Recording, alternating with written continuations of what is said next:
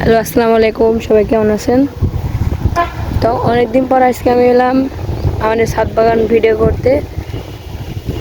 আজকে আমি আপনাদের দেখাবো আমাদের ছাদ বাগান। আমরা আমাদের ছাদ বাগানকে অনেক সুন্দর করে নতুনভাবে গড়ে তুলেছি, সেটা আপনাদের সামনে এখন তুলে ধরবো।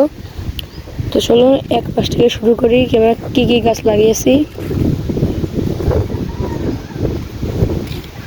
ওই যে এই পাশে লাগাইছি যে পিএস গাছ, আর সাথে যে একটা পেঁপো গাছ লাগিয়েছি, আর এই পাশে সারি সারি অনেক বেগুন গাছ।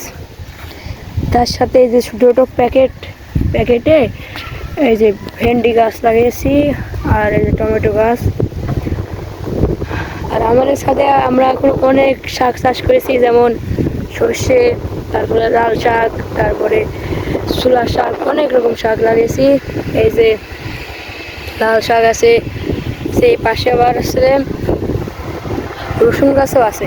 তারপরে এই যে এগুলো হচ্ছে সরিষা। আমরা অনেকেই চিনি যে সরিষা, যে এখান থেকে সরিষাও হবে, আবার এটা আপনার ইচ্ছা করলে শাকও খেতে পারবো। এই যে এর মাঝখানে ওই যে ভেন্ডি গাছের বীজ দিয়েছিলাম, সেগুলো থেকে ভেন্ডি গাছ বেরিয়েছে। আর এই যে এই সাইডে দেখুন, এই সাইডেও কিছু পেঁয়াজ গাছ, আর এই যে এগুলো হচ্ছে মূলা গাছ অনেক খারাপ হয়ে গেছিলো, ভালোই হয়েছিল আলহামদুলিল্লাহ, কিন্তু মুরগিটি অনেক নষ্ট হয়ে ফেলেছিল। তারপরে হচ্ছে এগুলো হচ্ছে সরিষা, তারপরে এবারে ছোলা, অনেক রকম শাক লাগিয়েছি। তারপরে যে এই পাশে বেগুন গাছ আগের চেয়ে অনেক বড় হয়ে গেছে। আগের গাছগুলোই পিঁপড়া ধরতো, আল্লাহর রহমতে এখন এই গাছগুলো কোনো পিঁপড়া ধরে নাই। আর যে পাশে অনেক সরিষা আছে। এই যে এই মধ্যে ছোটো প্যাকেটে লাগিয়েছি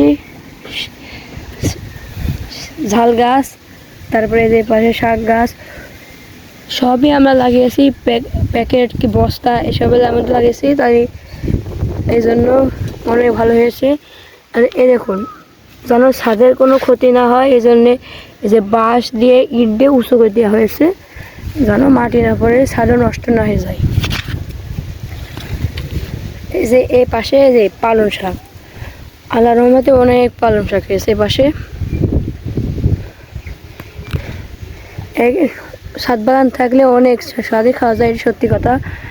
অনেক শাক আমরা লাগিয়েছি ছাদ বাগানে, আলহামদুলিল্লাহ, আল্লাহর রহমতে অনেক শাক হয়েছে আমার ছাদ বাগানে। আর এই পাশে যে চাল কুমড়া গাছ লাগিয়েছি বস্তায়, যে এই সাইডে লাগানো হয়েছে, কারণ এখানে একটা মাছা ছিল, সে মাছাটা ভেঙে গেছে, তো আবার ঠিক করে দেওয়া হবে না। তারপরে আবার মাছায় উঠলে তারপরে আস্তে আস্তে চাল কুমড়ো হবে। তারপরে এই যে এখানে আছে টমেটো গাছ, অনেক ফুল ফুটেছে টমেটো গাছে। এই যে পাশে এই পরপর 4টা বস্তা লাগানো হয়েছে।